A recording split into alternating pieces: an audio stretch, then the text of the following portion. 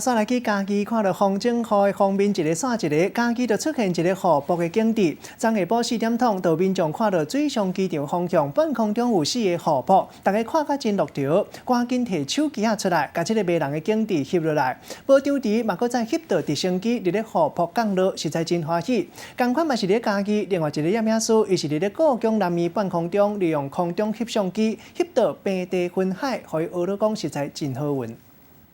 日时啊，白影影，阁有青翠的田园，深足甲看，远远的天顶，乃敢若亲像破一空，雨亲像水墙共款，对这个天顶的空安尼射落来。民众看到这个雨瀑的情景，拢真好闲，紧摕翕相机来甲翕。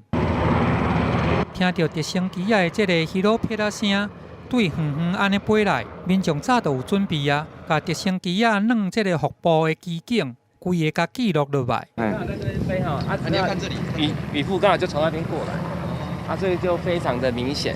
那从一开始才小颗的1颗，那越近越多，然后变成4颗，所以整个非常的壮阔。这几天因为这个蒙景雨烧煞来，天气真无稳定。伫个25号下晡，家己过来出现这个雨瀑的特殊景观，因为西南风吹来。拄到阿里山甲冻掉的，才来造成这个局部对流的雨瀑现象。不过，伫个外搭，煞是真好天的天气，一点仔阁无受到影响。同款伫个家己，除了这个雨瀑，还阁有这个平地云海。